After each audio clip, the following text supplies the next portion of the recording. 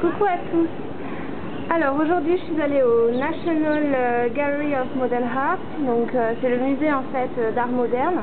Comme j'aime beaucoup l'art moderne et puis je pense que c'est aussi une façon de connaître un peu mieux l'esprit et la créativité des Indiens, donc j'ai décidé d'aller voir ce musée qui est immense, qui est au moins sur 4 niveaux.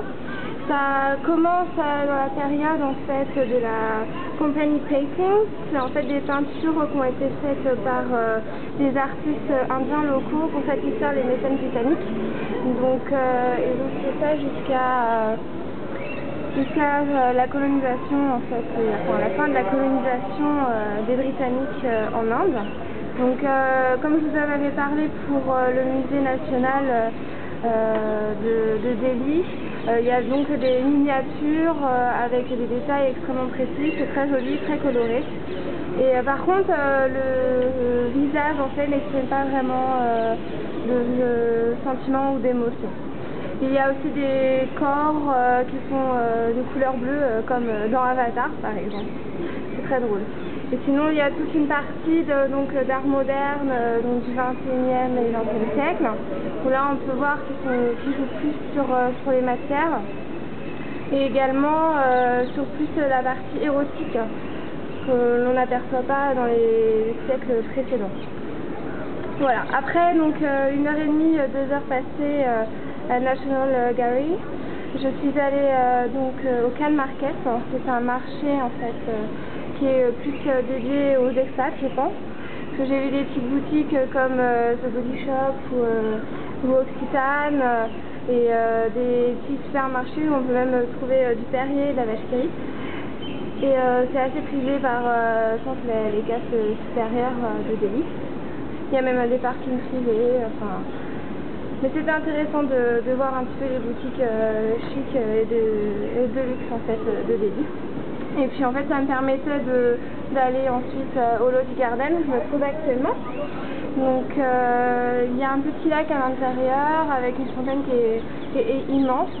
Il y a beaucoup d'amoureux qui sont là, qui se promènent ou qui s'allongent, flânent autour du lac. Il y a plein d'écureuils partout. Et il y a des tombes et des ruines en fait dans le parc, donc c'est très sympa. En plus j'en profite, c'est le coucher du soleil, donc c'est agréable de se promener à l'extérieur. Et je commence un petit peu à m'habituer à la température. Avant je mettais la clim à fond pour dormir, maintenant au lieu de passer à 18 degrés, je passe à 24 pour dormir.